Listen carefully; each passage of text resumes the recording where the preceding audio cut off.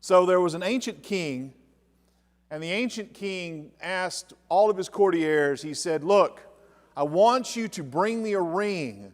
I want you to bring me a ring of such brilliance and amazingness and just an amazing ring that when I'm sad and I look at it, it'll make me happy.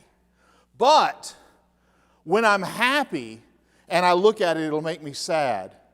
That no matter what mood I'm in, no matter what's going on, when I look at it, when I look at this ring, it will bring up the opposite emotion. It will bring up the opposite of where I am. And the courtiers spread out throughout the land, and the king had given them all a year to pull this off. And he'd also, because he was a king, and you know how kings are, he says, if you don't pull it off with your heads, all of you, the whole lot of you. So of course, little incentive there. So at the literally the last day of the year, the last moment, the last minute, one of the courtiers stumbles upon this wise man. And the wise man says, oh, I have the ring just for you. And he goes around and he reaches in, and it's this tinny, awful looking ring that looks like it maybe was got of a Cracker Jack box, if they had such things back in those ancient days. And he hands it, and the courtier looks at it, but then he reads the inscription on the ring, and he realizes, oh, this is it. This is the answer. And he rushes back to the king's party where the king is going to be receiving his gifts. And he rushes in at the last moment. Literally, the other courtiers have been set down. The axeman is sitting there ready to start chopping off heads left and right. He says, I have it. Here it is, king. Here it is. And the king looks at this terrible ring. But then he reads the inscription. And he starts to laugh, realizing that this is the answer. But then, as he's laughing, he reads the inscription, and he becomes sad and begins to cry. Do you know what the inscription said? This too shall pass. So, when I'm in great joy and I'm happy and I look at my ring, I look at this little inscription on the ring, and what does it say? This too shall pass. And then when I'm in the depths of despair, when I'm in the depths of pain and suffering, and I look at that inscription on the ring, and it says what? This too shall pass. It's been my experience in life that I can withstand just about any sort of suffering or trouble or difficulty if I know it has an expiration date, if I know it's going to end. But the other flip of that is that we tend to like to think that the good times aren't going to end. But of course, they have an expiration date too. And this is, in many ways, the very essence of Ecclesiastes. We see this brought up time and time again, the aspect and the question, because here's the deal. Most people of any level of intellectual thought, most people of any level of mental capacity, are going to ask themselves some variation of the question, why am I here? And then if they're really of a philosophical mindset, if they really take it a step further, their next question is going to be, what is my purpose? Why am I here? What is my purpose? And then the more practical mindset are going to say, well, how do I do that? And the problem is, of course, is that the world tells us one thing. Our own lives tell us something else, and we find ourselves in a kind of conflict of these things. And Ecclesiastes answers this question. This word vanity needs to be looked at, and we need to think about it. The central theme of Ecclesiastes, vanity. The book repeatedly declares life vanities of vanities, meaning utterly meaningless or futile. Yes, but then also no, because the Hebrew word is a word habal. I took Greek. I'm not very good at it. I never took Hebrew, but I can use the concords. I can use the translation guides. And in them, you get an interesting idea of what this word Habel means. Now, it's used over 30 times in Ecclesiastes. And it emphasizes, depending upon how you look at it, because the word Habel can also mean breath or wind, with the idea of chasing the wind. But if you stop and think about it, if I breathe, right?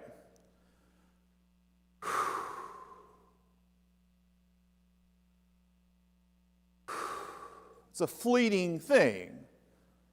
Now stop breathing.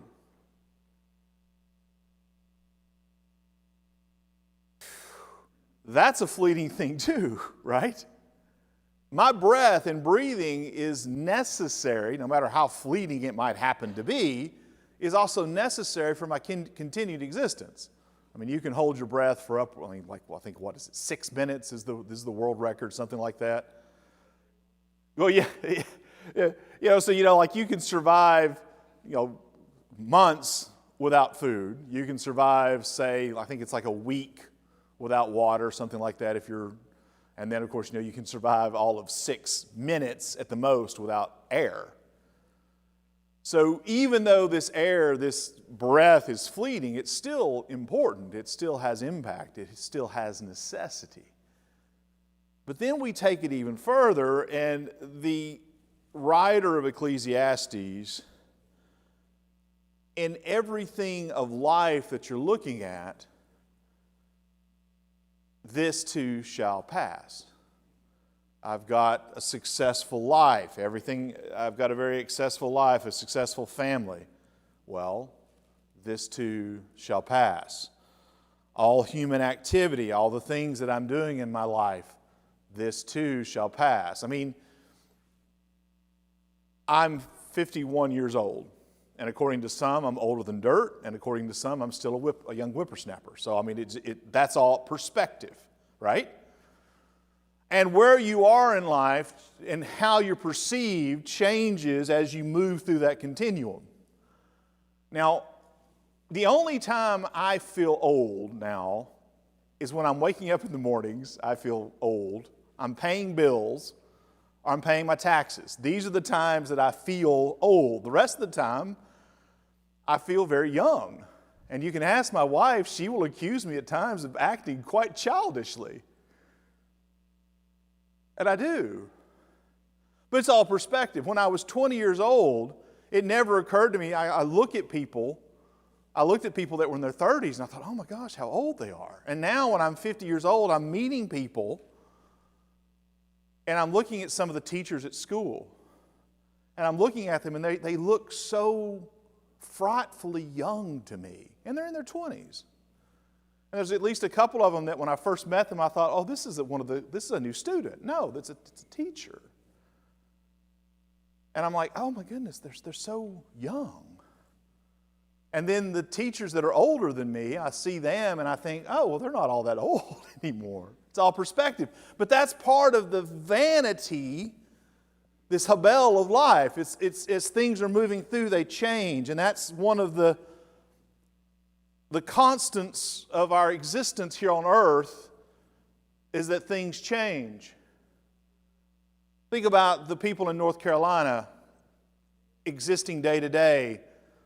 Their life, I'm going to get up, I'm going to go to work, I'm going to work the day and then go back, and then what happens? You have the disaster that struck there, and that changes everything. And now they're going to say, here's my new existence. My new life is, I'm going to be doing this. I'm going to be trying to rebuild my life back to where it was. I'm going to be trying to rebuild my home. I'm going to be trying to get through the day-to-day difficulties and all those problems. But then, of course, once that becomes routine, what happens? Oh, it's all back to normal, and now I'm at a 9-to-5 job. And of course, you think to yourself, how is it possible for me to go back to a 9-to-5 job? How can I exist like this after what I've experienced? But of course, In a couple of years, you do.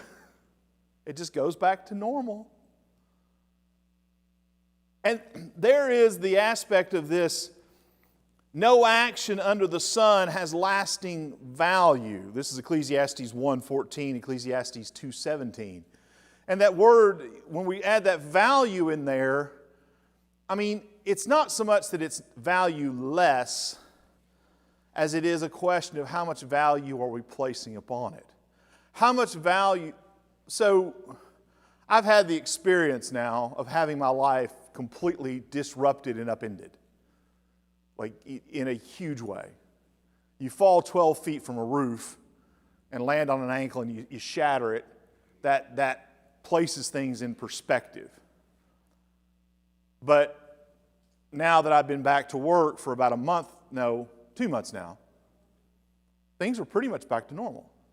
Now, I will say this. It takes a force of will for me to go up on a ladder now. I actually have to prepare myself. I actually panic. I'll just acknowledge it. I have a fear reaction to ladders. It is the most bizarre and weird experience to look at this inanimate ladder object and have a fear response to it. But what I'm doing is I'm flashing back and remembering the fall. There's no fear. I mean, the ladders we have at work are perfectly safe. I didn't fall from a ladder. I lost my footing. I go up the ladder. I have a fear response, but I make myself go through it. And now what I've noticed is over time, that's changing. I'm adapting to what's going on. All this changes, but the reality of this is, of course, again, is value. It's all about what value we place on things. The joy. Joy is vanity. Laughter, pleasure. You have Ecclesiastes 2, 1 through 2, and then Ecclesiastes 7, 2. The writer talks about this. And I would haste to say that for the vast majority of us, and the vast majority of people, we are going to place a greater emphasis about joy and happiness. These are things that we want to hold on to.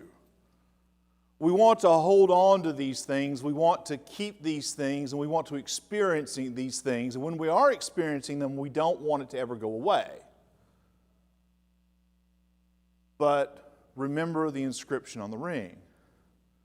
This too shall pass.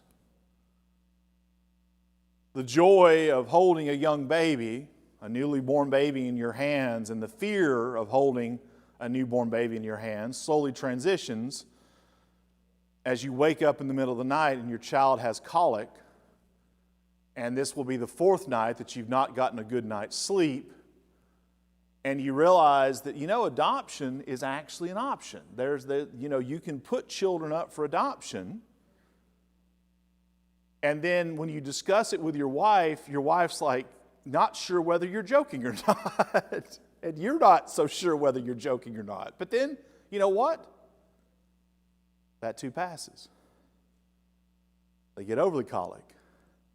And you watch them take their first steps. You watch them hit these first things. You watch them discover their first words and start using them. My children, for the most part, their first words were no. And they love to use it, which a lot of kids do. You watch that child with the autonomy. And then, of course, as those joys comes, you then get those nice surly teenage years. The terrible, the terrible twos, all of these experiences, but they pass. They don't continue, they change. The value changes. Now you can look back with nostalgia.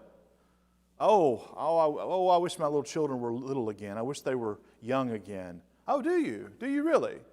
So you enjoyed the colic. You enjoyed the getting woke up in the middle of the night. You enjoyed having to change diapers. You enjoyed having your children throw up all over you for no apparent reason whatsoever when you fed them the wrong food. You say, well, yeah, but now... But all this, it changes. Our life, our joys, all of these things over time. Hard work or wisdom. Wisdom is a good one. Ecclesiastes 2:15 of where the writer is talking about wisdom. And we like to think that wisdom is at least something that you can hold on to. And certain kinds of wisdoms, okay, fair enough. But if you stop and think about it, how much of wisdom has changed? How much of it fails us? How much of it fails to deliver on its promise? Certainly, the people that have been ground zero on many disasters through no fault of their own. I think back to 9/11 and how all of the wisdom, all of the people that we had whose whole purpose in life was to protect us from such an event. We spend billions upon billions of dollars to protect us from terroristic events. We have entire agencies. We have the CIA, we have the FBI, we have the DOD, we have the DOJ, now look, I am not criticizing, I'm not saying I'm not criticizing here. I'm not throwing aspersions, I'm not throwing shade, I'm not trying to accuse or talk about conspiracy theories or any of these other things. What I am pointing out, though, is we had people in place whose whole purpose in life, whose whole reason for existence was to protect us from an event of that sort. And given their competence, given their dedication, given their zeal, they still failed.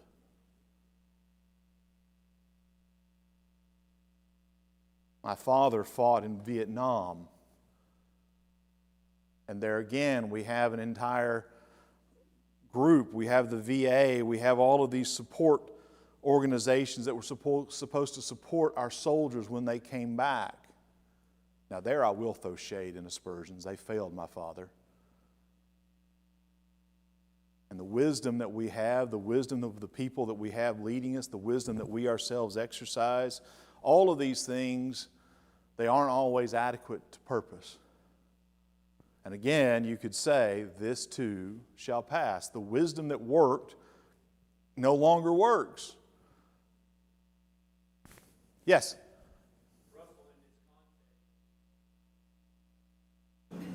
It considers it to be a burden. The wisdom that we have is always growing, but I relate it to responsibility. The more wisdom we have, the more responsibility we have. And responsibility is a very important thing. He's saying that in chapter, it's verse 17 of the first chapter, right? 13. It talks about wisdom being a burden because, of course, as you have more wisdom, you have more responsibility. And, of course, responsibility becomes important. And it is important.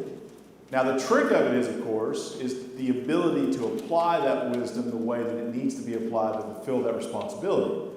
And if I could kind of mess around with a quote from a famous, from a comic book, with great wisdom comes great responsibility. With great power comes great responsibility. And of course, as we take these things on, but of course the problem is that human wisdom, and this is the distinction, we'll get there, human wisdom at its core is fleeting. It is incomplete. It is, by definition, failing. I'll give you another example of this. We have reached a point in our society with our technology that we can artificially prolong life. We can keep people alive well beyond the point of this person's ability to maintain themselves. You can be hooked up to machines, ventilators, and life could conceivably go until decay. And even there, we're getting to the point where we can stop that as well. But do you know what we haven't asked ourselves? Do you know what kind of questions we haven't asked, what we haven't explored or looked at? We haven't asked the why of it. Why are we doing this? What is the purpose of it?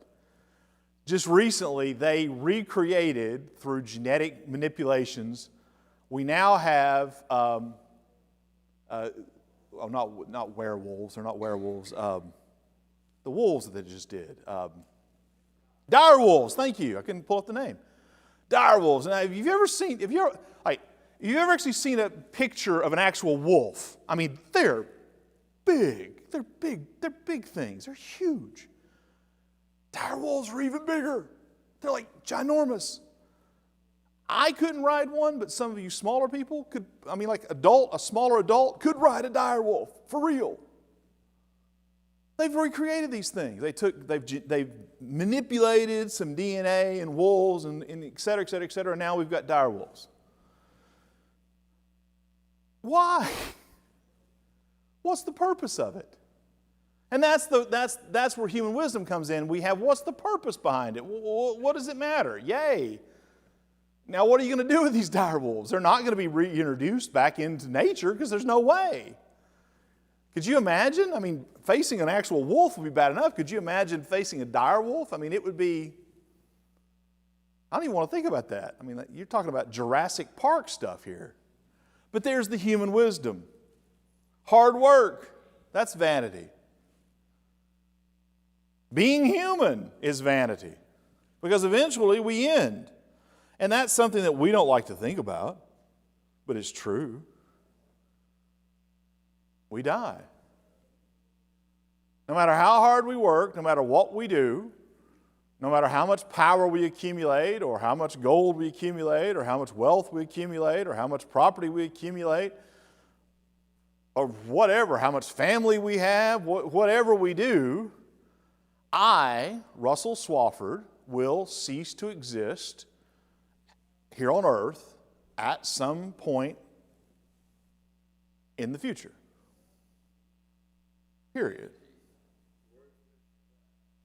Well, that's part of what the preacher is saying in Ecclesiastes, is we take pride in a lot of things that have no further existence.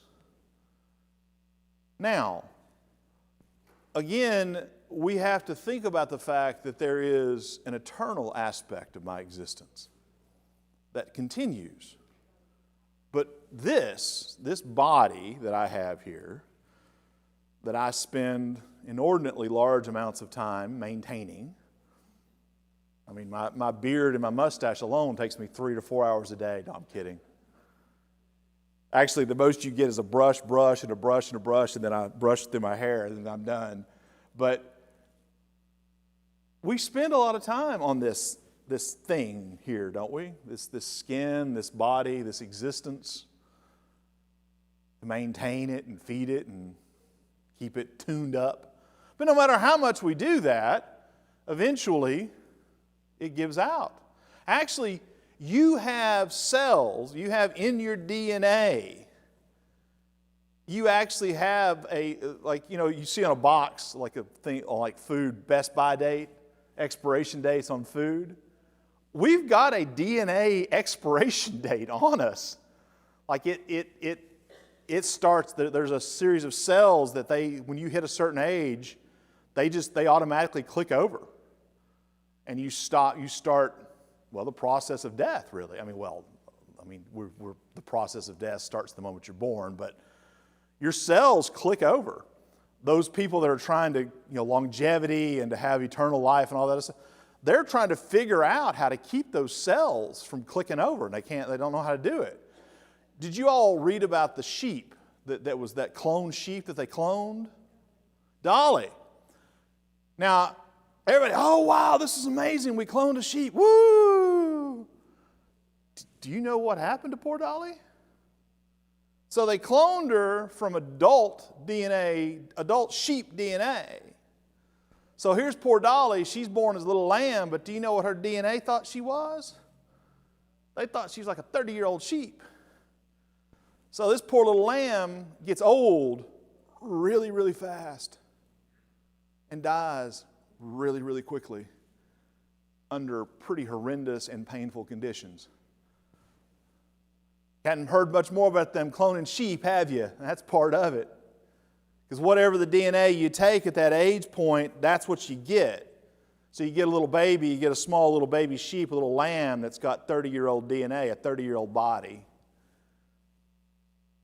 The vanity of being a human being, of living. Rewards of labor are vanity. So we march out, it's interesting, you're salaried. Like we've got what we call them, blue collar and white collar. And then, we have that distinction, and we get people that are salaried and people that are not salaried. You got an hourly wage.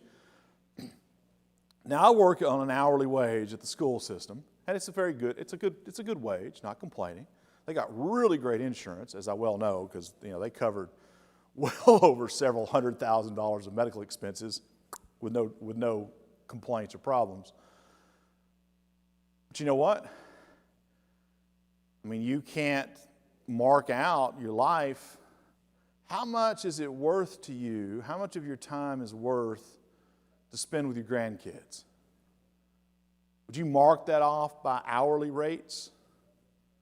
$20 an hour, $30 an hour? How much could I pay you to not spend time with your grandkids? Now think about it that way. How much money could I pay you not to spend time with your grandkids? How much money could I pay you not to spend time with your kids? Now, I know what my price is not to spend time with my kids because I already get paid it. Well, then, before you get too upset with me, I got to feed my family. Yeah, I got all that. But listen, how much is it worth to you to mow your lawn? Think about it. So you go out and you mow your lawn. Most lawns take anywhere from 45 minutes to an hour and a half to do, right? That's 45 minutes to an hour and a half that you could be doing something else. Now, if you enjoy mowing your lawn, if you get a great deal of enjoyment out of it and it's like an experience that you come out on the other end of it refreshed and feeling great, hey man, you mow the lawn. Have at it. But let's be honest, a lot of us mowing the lawn is not anything that we look forward to. I would rather be doing other things. So at what point is it worth you to pay a man or someone else to mow your lawn? Would $30 be too much? Would $40 be too much? If it freed up time for you to spend more time with your children, for your grandchildren, would you pay $40, $50? At what point would it be too much? And here's where we get into that hard work is effort and ambition do not bring true satisfaction. Because think about this. We have a lot of wealthy individuals in this world. We have a lot of wealthy individuals that live in America. I've only heard a handful of them say something along the lines of, I have enough money. Or I saw an interview with the guy, Cuban is his name. He actually said that in an interview. He says, I've got enough money. Because they were asking him why he had not some big economic opportunity he had, and he hadn't really milked it to its full potential. And he was like, I've got enough money. But how often do you hear people say that? I've got enough. I got enough. Mostly people are saying, I need more. I need more. But the fact that you can never identify with any sort of objective marking of saying, here's when I have enough. Here's when I'll be happy. Here's when I'll be satisfied. Here's when I'll have everything that I need. That tells us what the Ecclesiastes, what the preacher is saying, is true. Effort and ambition do not bring true satisfaction. Because, of course, what you're accumulating, as we've pointed out before, doesn't last. Dreams and words are vanity. How does that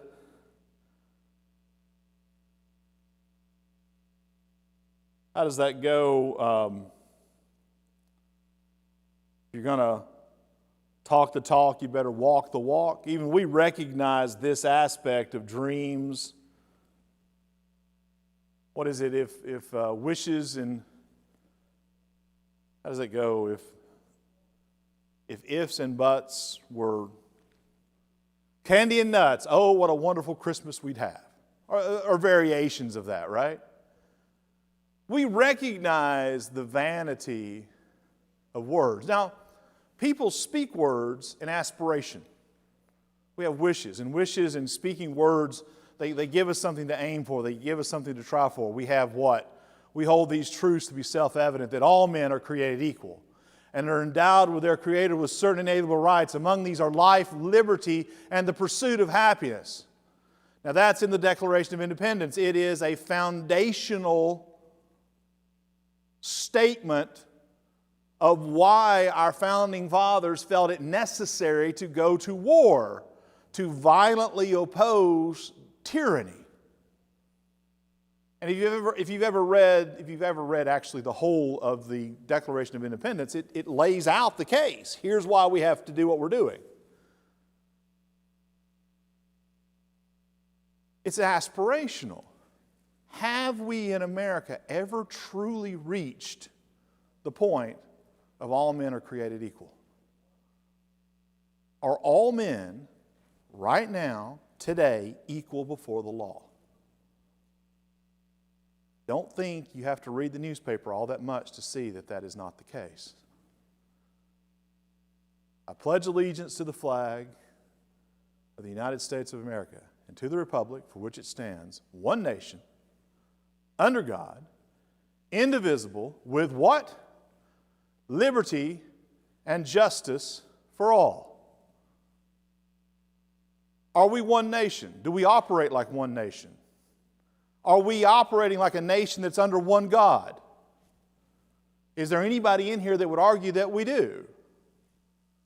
Do we truly have liberty and justice for all? Again, the people that wrote those words were earnest and truthful in what they were saying. This is what they aspired to. The man that wrote the Pledge of Allegiance, he meant every word that he said. There was not a cynical bone in this man's body when he wrote this. He meant it. But the words often ring hollow and vain, fleeting, unfulfilled. Dreams, we have dreams.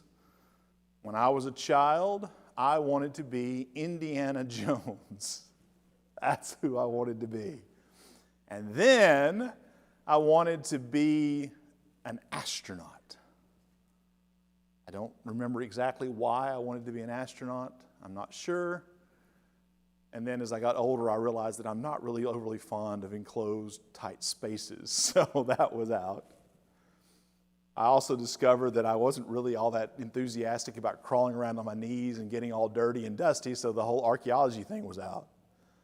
I read somewhere where a young boy was asked one time, he was saying, what do you want to be when you grow up? And he said, I want to be a garbage man. And the father was, instead of just immediately saying, oh, you don't want to be a garbage man. He says, well, why do you want to be a garbage man? Well, he says, because everybody's happy to see you. Everybody waves at you and you get to work outside all day long. Well, that sounds like not such a bad job. And then when you find out that garbage men actually get paid pretty good, it's all about perspective, isn't it? It's what I find important. It's what I'm looking for. Those are dreams. And then we find out the reality of a dream. There are some negative parts about being a garbage man. There's negative parts about being a lawyer. There's negative parts about being an airplane flyer, isn't there? You flying airplanes. No matter, like a lot of people look at that job as quite glamorous. Wow, you get to look at him, he's like, oh, I guess, maybe. Do what now? Bus driver. But, think about it. Every job that you could name, when you actually talk to the people that do said job, they're a little bit like, well, okay, like teachers. Oh, man, teachers, that's great. Then try teaching for a day and see how that goes for you. It's not always that great, is it? I come in to clean the rooms, and I'm looking at the teachers, and I can always tell what kind of day they've had by how the rooms look. So when I walk into a room and I'm looking at a room it looks like a bomb has gone off in there, I'm like, okay, they've had a rough day today. And there's the teacher looking over there like a 10-yard stare out into space, and they're like, I've got to go home. I got to go home. There are some teachers that you look at them and they don't make it through the year, man. They just can't do it. You don't think about that. But our dreams, when they hit reality, It all changes. It's all vanity. Let me give you some commentary on what you just said. Solomon said it this way, verse 8 of chapter 11. But if a man lives many years and rejoices in them all, yet let him remember the days of darkness, for they will be many. All that is coming is vanity. Solomon used different words, but said the same thing that you just said. Yeah, it's all about, and keep keeping this in mind, that inscription, this too shall pass. All of it. Life is short. The preacher's own life, he lays it out as being vanity. The future. The preacher's life is vanity. I'm vanity. The person reading these words, it's all vanity. The future is vanity. Youth is vanity.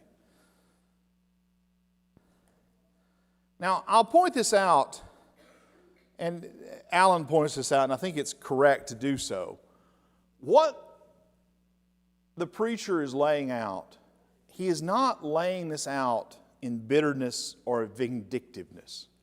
This is an important distinction, because when you have some people talking about these things, talking about how vain, how useless or worthless, or it's just a waste of time, etc., etc., etc., they are speaking from a cynical mode. They're speaking from a vindictive mode or hateful mode. And I don't know if you've ever had the misfortune of running up against people like this. There are certain people that in life, they are miserable. And because they can't grasp the concept of this too shall pass, that they don't have to continue in misery, they want everybody else's life and everybody else's experiences around them to be miserable. I worked with a lady like this many, many years ago, and it was not a pleasant experience. Because she was miserable. She felt that all of everything everything was against her. Or as my granny would say, everybody was against her. Like it was all, and she would, whatever, like she was awful. Like she could say, "Oh wow, I had a great weekend, and I did all these neat things." Yeah, well, my cat died. I mean, it's like, okay, I'm sorry. By the time you got done with her, you felt like just end it all. I mean, she was awful. There wasn't anything you could do. But this is here, so he's not bitter, he's not vengeful, he's not somebody that's just like, I hate my life, so therefore I'm going to make you hate your life. That's not his purpose here. He's wanting to lead us. He's making a powerful point. He's showing us a powerful truth about the vanity of life, and then he shows us and answers that question that we ask all the way up first at the very beginning of this. Does anybody remember what that question was? Oh, come on. Why am I here? What's my purpose? And the preacher gives us that purpose. He introduces us to the idea of life without God is this vanity. Without God, human efforts are futile and people are merely striving after the wind. Because, of course, without God, nothing we achieve, nothing that we aspire towards, nothing that we seek, without God, there is no eternal component of it. There's nothing that lasts beyond this existence, this part of it. With God, however, you have now introduced the beauty and the wonder of eternal purpose, of an eternal, something that I can look for, as Jesus points this out, on earth. And he points this out a couple of different ways, but the idea is the same. On earth, everything that I gather, all the treasure that I gather, all the things that I gather are subject to decay. They're subject to destruction. They're subject to being taken away from me. They can be taken. So he says, gather up for yourselves treasure in heaven where they can't be taken from you, where moth doesn't destroy it, rust doesn't eat at it, thieves can't steal it. So if I have the ability to seek for eternal things, and have eternal purpose and an eternal reason. Well, this flips all of it over on it. It all flips, doesn't it?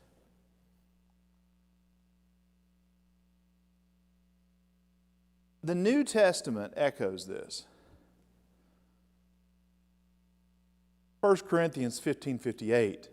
And what Paul emphasizes here, that all things, anything that is done for God, anything done with the purpose of God, anything done with God at its back, is never done in vain. Well, we say to ourselves, well, so we've got a gospel meeting that's coming up. We have people going out, and you say, well, I've invited 10 people, and none of them have come. None of them are going to come. Well, that sounds like that's in vain. Is it? Is it really? Now, I would point out, you don't know that maybe the 11th person that you ask, that they're going to accept that invitation. You don't know that. But here's the point. Okay, this person denied it, but you yourself have received value. You yourself have worked towards the kingdom. You yourself have done something. Now, let me ask you this question. How many of the disciples of Christ stood firm after he was crucified that we know of? What do we have? Out of all of the thousands and thousands and thousands of people in their crowds that came together, what do we finally have at the very end after his crucifixion there in Acts? What is it? There's 144 in an upper room. Right? And all the other crowds, what did they yell at his crucifixion? Or no, not when Pilate offers them, here's a robber and a rapist and the worst criminal I can find, and here's Jesus. Who do you choose to free? What did the crowd yell? Give us Barabbas. We want the worst criminal you can find, Pilate. That's the guy we want to be freed.